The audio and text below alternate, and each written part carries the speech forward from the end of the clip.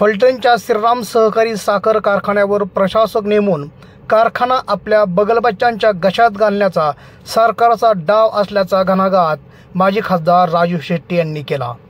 ते आज फलटण येथे पत्रकारांशी बोलत होते।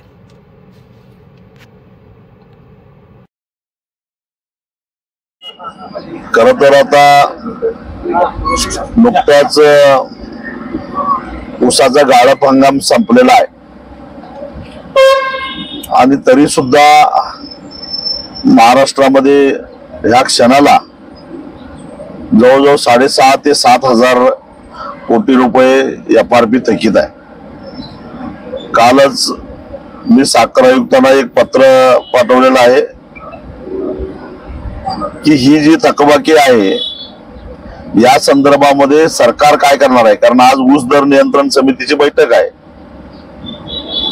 सरकार काय भूमिका घेणार आहे, या थकीत FRP असणाऱ्या शेतकऱ्यांना ऊस तुटलेल्या तारखेपासून 15% व्याजाने पैसे देणार आहे का नाही, हे कारखाने जर देणार नसतील तर त्यांच्यावर RRC अंतर्गत कारवाई करणार आहे की नाही, याचा जाब लवकरच साखर आयुक्तांना आम्ही जाऊन विचारणार आहोत। पण त्या संदर्भामध्ये भागामध्ये फिरून त्या भागातल्या कारखान्यांची स्थिती काय आहे, किती तारखेपर्यंतची बिलं दिलेली आहेत, किती तारखेपर्यंतची बिलं नाही दिलेली आहेत, याची माहिती घेण्यासाठी म्हणून हा धावता दौरा मी काढलेला आहे। एकतर नुकताच मुंबई उच्च न्यायालयानं एक रकमी FRP द्यावी या संदर्भातला आदेश दिलेला आहे। 21 जानेवारी 2022 चा तत्कालीन महाविकास आघाडी सरकारच्या काळातला जो तुकड्या तुकड्याने FRP देण्याचा जो शासन निर्णय होता तो कोर्टानं पूर्णपणे रद्दबातल ठरवलेला आहे।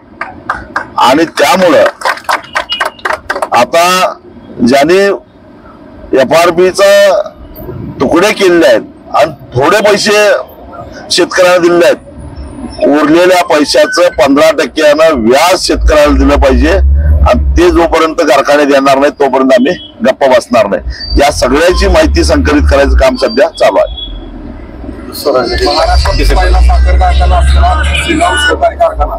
यावर प्रशासक नेमलं, याबद्दल आपण काय सांगा? सरकार नको त्या गोष्टीमध्ये जास्त लक्ष देतं, रस दाखवतं।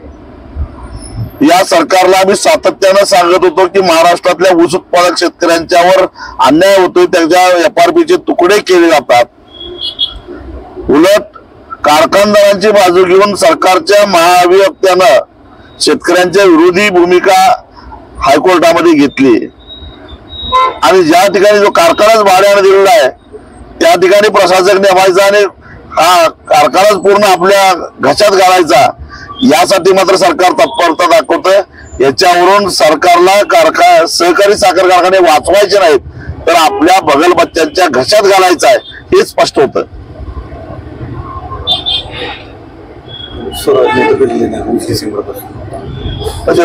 तक्रार